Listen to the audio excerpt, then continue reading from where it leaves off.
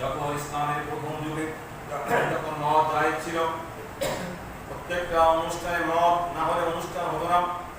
মদ খেয়ে নামাজে সালাতে আসতো।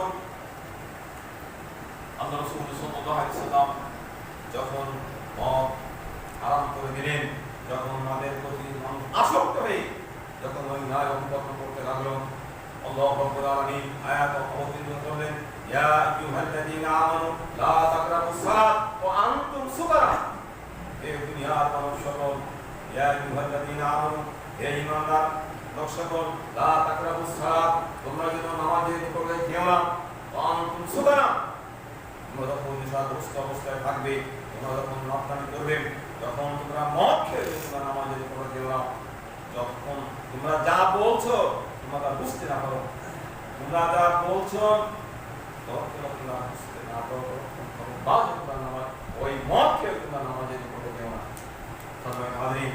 যা বলছি সেটা আমাদের বুঝতে পারবো, আমি কি বলছি, আমি নামাজের মধ্যে কি সূরা কি কিরাত আমি পাঠ করছি, আমরা নিজে বুঝতে পারি।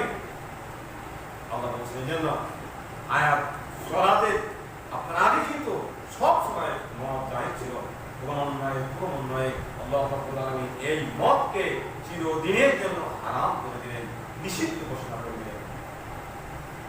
আমরা মুসলিম লোক, তাই আসলে সমাজের ভিতরে আমরা অনেকেই গুল ব্যবহার করি। এই গুল যারা খান না, যারা খান, একদম পাশ দিয়ে যাওয়ার সময় দিয়ে একটু বাতাস আসে, মাথা ঘুরিয়ে আনবে। এত বড় বিষাক্ত এই গুলের ভিতরে অনেক পুরুষ মহিলা এই গুল ব্যবহার করছেন, বলেন যে আমার দাঁতে যন্ত্রণা, বিভিন্ন রকম অসুস্থ দিয়ে আপনি গুল খাচ্ছেন, আপনার দাঁত যন্ত্রণায় আপনি ওষুধ ব্যবহার করেন, ডাক্তারের পরামর্শ নেন, তাই বলে আপনি হারাম জিনিস ব্যবহার করে আপনি দাঁতের রোগ সারাবেন। বাহানা বাদ দিন, এই বাহানা বাদ দেন, এই বাহানা কিন্তু নিশ্চয় শয়তানের বাহানা। তাই গুল, তামাক অনেকেই আমরা খেয়ে থাকি, জর্দা আমরা খেয়ে থাকি, অনেকেই আলেম ওলামা অনেক ব্যক্তি আছেন, অনেক বুজুর্গ ব্যক্তি আছেন, দেখেন পান খাচ্ছেন, পানের সঙ্গে শুরুটি জর্দা এবং কানুন জর্দা আপনারা খাচ্ছেন, এগুলো খুব ভালো মনে করেন যে এ না করলে আমাদের পানের টেস্ট হয় না, গালের স্বাদ আসে না, এটা কিন্তু খাওয়া যাবে না।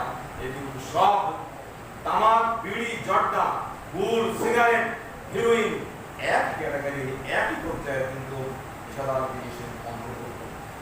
এই জন্য আমরা চেষ্টা করবো যে এই মদের প্রতি আমরা আসক্ত না হই, মদকে আমরা চিরতরে, এবং আল্লাহ রাব্বুল আলামিন হারাম করে দিয়েছেন, এই হারামকে আমরা জীবনের জন্য বাস্তবায়ন করতে পারি, এই হারামকে যেন আমরা ত্যাগ করতে পারি।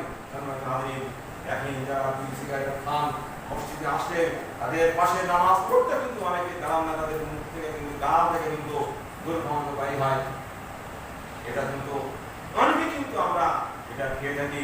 দেখেন আপনার যদি সুন্নতে দাঁড়িয়ে আছেন, দাঁড়িয়ে রেখেও আপনি বিড়ি খাচ্ছেন, আপনি সিগারেট খাচ্ছেন, আপনি আল্লাহ রাসূলকে অবমাননা করছেন, আপনি দাড়িকে অবমাননা করছেন, তারপরে আপনি ওই আবার তামাক, জর্দা আপনি খাচ্ছেন, বিড়ি সিগারেট আপনি খাচ্ছেন, আপনি কত অপরাধ করলেন, আল্লাহ রাসূলের দাড়িকে আপনি অবমাননা করছেন, আবার আপনি ওই হারাম জিনিস আপনি খাচ্ছেন।